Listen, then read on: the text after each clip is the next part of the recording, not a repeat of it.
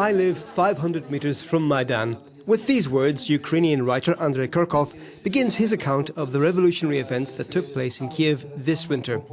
In his book Ukraine Diary, the writer presents a detailed testimony of what happened in the Ukrainian capital from November 2013 to April 2014. Author of the best-selling The Penguin, published in 1996, this year Kurkov was awarded France's Order of the Legion of Honor. Visiting France to promote his new book, the writer shared with Euronews his thoughts on the complex question of Ukrainian identity.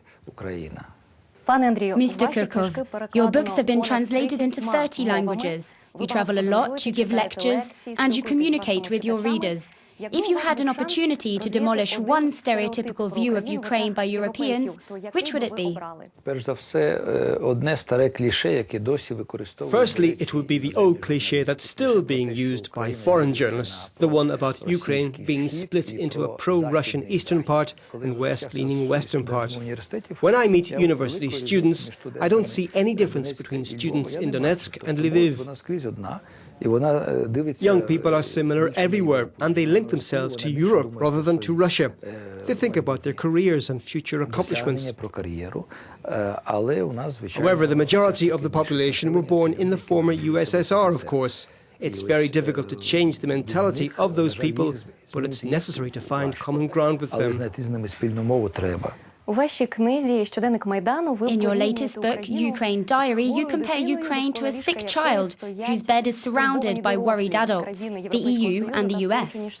But if Ukraine were to be integrated into Europe with this sick child status, is there a risk that this tag will stick forever and Ukraine will spend many years paying Europe back for having been saved? I don't think there is such a risk.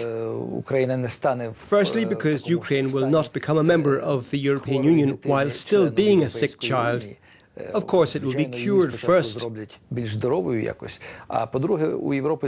And secondly, there will always be the next sick child that Europe will have to take care of. On the other hand, Ukraine could bring to the pan-European social and cultural space a new sense of their own worth to each and every nation within the EU. Because if today Ukraine is getting closer to Europe, it's only because of its struggle to restore its own national dignity. Europe cannot but see that.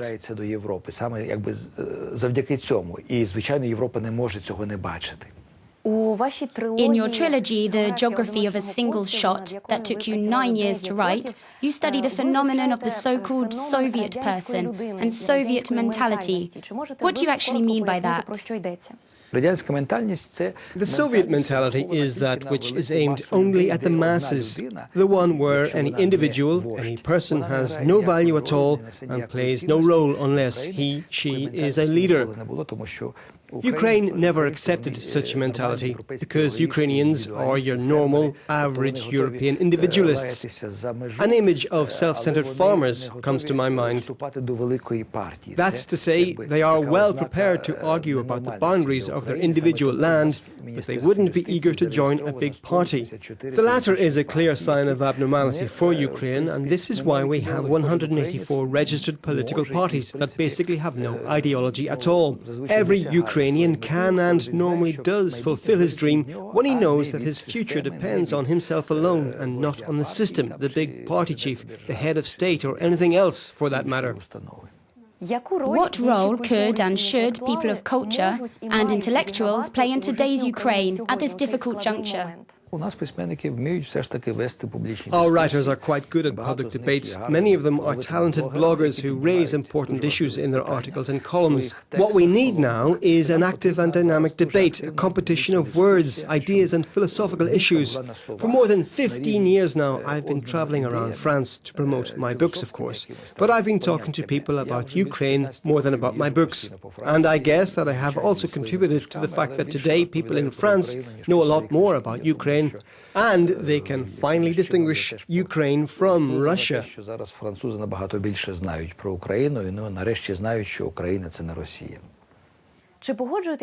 Would you agree that it's much easier to be a patriot of a successful and prosperous country than a troubled one in deep crisis? Oh yes, I'm sure it's very gratifying to be a French patriot, to love the Alps, Annecy, Paris or Strasbourg. It's much harder to feel any patriotism in Zhytomyr or its region. But in fact, when historic events bring up a certain moment of truth for the whole country, when its very existence is at stake, then this feeling of patriotism grows inside every individual, irrespective of where this person was born or which language he or she speaks. If this person has a Ukrainian passport and he or she realizes that here is the fatherland in need of help, they feel an urge to do anything to help the country survive. The sense of patriotism will also bring out new political leaders, a young generation totally different from the post-Soviet and post-communist generation. For many cultural figures, writers, directors, photographers, the winter's events in Ukraine have been a source for their work. But where do you see the dividing line between marking a historic turning point for the country and simply making money out of a hot topic? I remember the events of 1986 when the Chernobyl disaster happened, and someone asked me, when will you start writing a book about the Chernobyl disaster? And I said I wouldn't do it because it was a real drama, a real-life tragedy that changed the lives of millions of people. It's material for documentary prose. Then there was the Orange Revolution of 2004, and immediately there were 5 or 6 books published and 2 or 3 movies released. All these fairy tales of love stories in Maidan Square in Kyiv, and all these stories are long forgotten by now, because the real events were so much more dramatic than the fruit of the imagination of those writers and film directors. The same can be said about this winter. No matter how talented a writer, he would never be able to recreate truthfully and credibly those events, or to create the real characters of the real Maidan, the genuine, sincere and resilient people who were there. The reality was so dramatic that one shouldn't try to adapt it.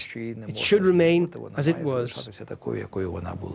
Дуже дякую вам, Андрію, за ваш час. Прошу. Спасибі.